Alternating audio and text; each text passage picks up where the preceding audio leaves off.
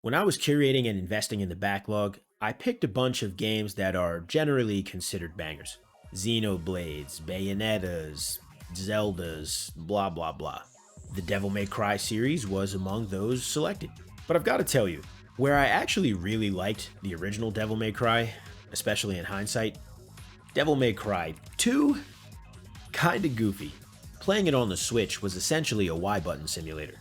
The game was nowhere near as difficult as the original Devil May Cry, and the guns in Devil May Cry 2 are OPAF. Guns Will Win is a better name for the game, in all honesty. On top of that, the story, while not all the way terrible, really isn't anything super compelling either.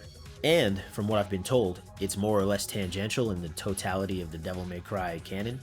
There's two campaigns, one for Dante and one for Lucia. Dante's campaign comes in at 18 missions and Lucia's is 13, but a lot of the campaigns are more or less the same in both missions, cutscenes. Additionally, in both campaigns, guns are the optimal weapon.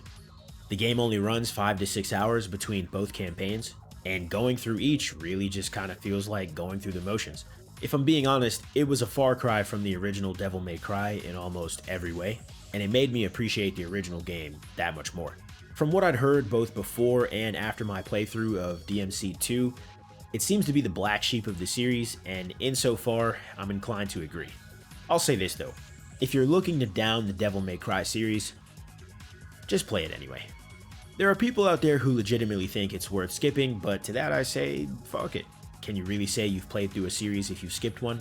Plus, it's a game you can really finish in one solid day of gaming, because it's really not going to be very difficult, and it's really not going to take you very long at all.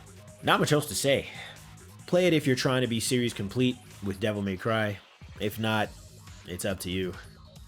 Thanks for watching.